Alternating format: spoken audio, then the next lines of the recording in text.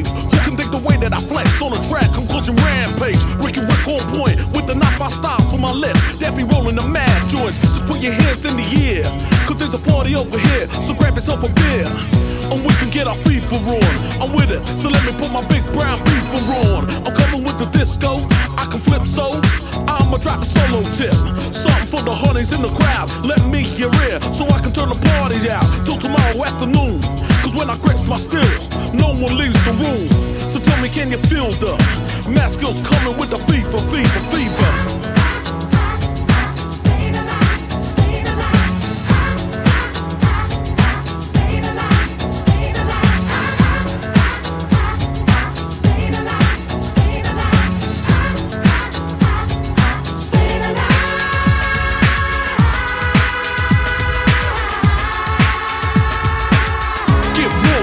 On the dance floor. Step to the side, you gotta run and hide.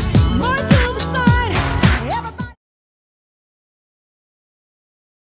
All right, Daniel, on the first aid section, what should someone do if they get a cut and or an infection? For a cut, if you have any Neosporin or just salt water, you can put that on their cut, and that should, first of all, burn and fight any infection that might come about. After that, you just want to cover that up, depending on how big it is, a Band-Aid or even gauze, applying pressure to where it might be bleeding the most. Nice, good. All right, now what if it is a larger cut or infection than your little medical kit can handle? If it's larger, what you want to do is still put something to fight the infection off. That's not the most important though. If it's that big, you want to get maybe some gauze or even large article of clothing, and you want to apply pressure directly on any veins that might be showing or where the blood is starting to come out. Applying pressure there, and then continue wrapping and refreshing the gauze or the coverings. That's good. Until eventually. Now, how long should you wait with a problem until you notify the missionary or the host to try to get some immediate medical attention? You should always notify them right away, even if it's really small, so they can make a judgment call. 911 is huge. Obviously, you don't have that always in other countries, but that can save a life if you do it right away. Yeah, that's good.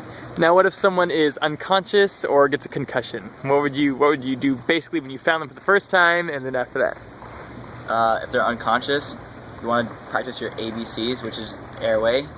Check their airway to see if there's anything maybe causing them to become unconscious, and you can scoop that out if it's not too far down their throat. You want to check B, either breathing. If they're not breathing, then that's when you have a really big problem. If they're breathing, it might not be as bad. It might be trauma if it's breathing. And circulatory, C, is you want to check if their heart is still pumping. If their heart is not pumping, then you want to go to CPR right away, and obviously call a higher authority to come help you.